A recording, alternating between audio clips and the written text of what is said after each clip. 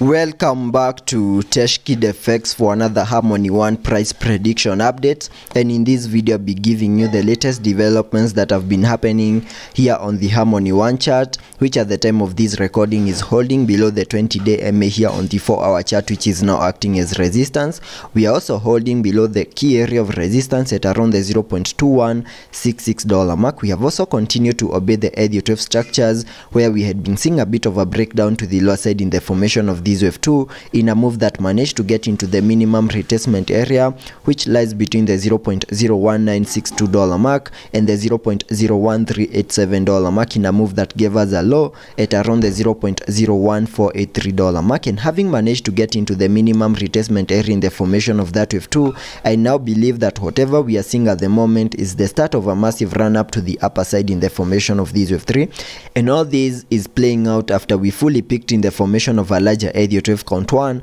in a move that gave us a high at around the $0.02985 mark. And before I get further into the technical analysis to give you the short-term scenarios and also sketch out my target areas to the upper side in the formation of that wave 3, first give this video a thumbs up, subscribe to the channel, and also check out the channel membership, and allow me to first sketch out a target area to the upper side in the formation of that wave 3 by connecting the trend-based Fibonacci from the low of the first wave to the high of that wave 1, then dragging the fibs to the low of the second wave, and that now gives me a minimum target area to the upper side in the formation of that wave 3 at the fib level 1.618, and that is at around the $0.0477 mark, and that is the minimum that I'm expecting that wave 3 to the upper side to do. And in the formation of that wave 3, which is an impulsive wave, I'm also expecting to see a 5-wave structure in formation within the formation of that wave 3, having the wave 5 fully maximizing our target areas and also giving us the high for that wave 3 to the upper side. And it is this Elliot wave structure, which is a micro Elliot wave count within the formation of that wave 3,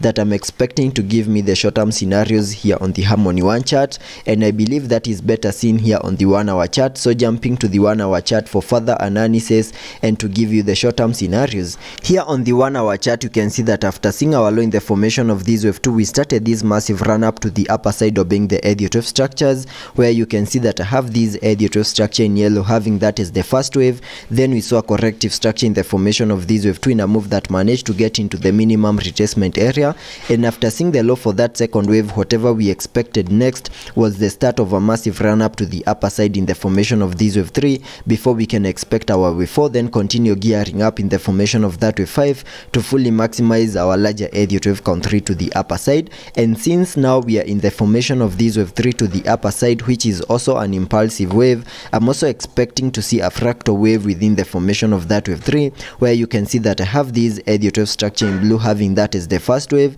And after seeing the high for that first wave, we started a corrective structure in the formation of this wave 2, and using the Fibonacci's, connecting them from the low of the first wave to the high of that wave 1, that gave me a minimum retracement area in the formation of that wave 2 between the fib level 0.5 and the fib level 0.78, which is a target area at the time of this recording we have fully maximized. And that suggests that there are chances that we have now bottomed out in the formation of this wave 2, and very soon we are going to start gearing up, continue pushing even higher, manage to break above our key area of resistance at around the $0.02166 mark. And the moment we manage to break above that key area of resistance, we can expect a successful retest before we can continue gearing up and also fully maximize our target areas to the upper side in the formation of this wave 3 to the upper side. And assuming that Harmony 1 is not going to give us one more leg down in the formation of this wave 2, we can sketch out a target area to the upper side in the formation of this wave 3 by connecting the trend-based Fibonacci from the low of the first wave to the high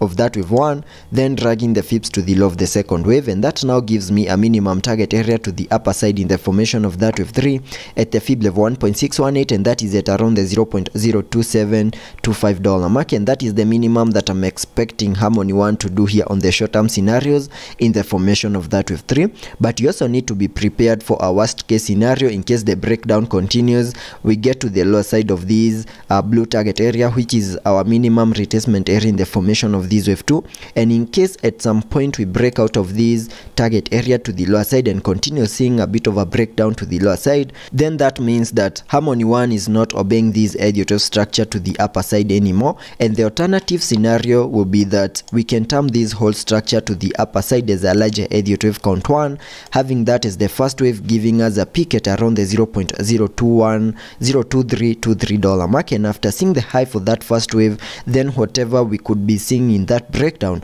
will be the formation of that wave 2 before we can expect a wave 3, then expect a wave 4, and then continue gearing up in the formation of that wave 5 to the upper side to complete our larger Elliot wave count 3 to the upper side. And in case such a move plays out and we lose this blue target area over here, then using the Fibonacci's, connecting them from the low of the first wave down there to the high of that first wave, that now gives me a new target area in the formation of that wave 2 between the fib level 0.5 and the fib level 0.78, which lies between the $0.01903 mark and the $0.01663 mark. And it is within this white target area down here that I'll be expecting now to see the low for that second wave in case we lose this blue target area over here. So let's continue watching our blue target area in case the breakdown continues, but also have in mind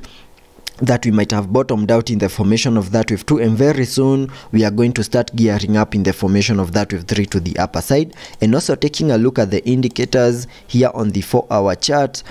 Here on the 4-hour RSI, we are trading at around the 45 mark, meaning we have massive room for us to fully support higher prices. Also taking a look at the MACD, on the MACD we have been able to print a bearish cross, but we are seeing a bit of a decrease in the selling momentum, suggesting that soon we might be able to print a bullish cross. So let's be patient and see how that plays out, and I'll be keeping you updated.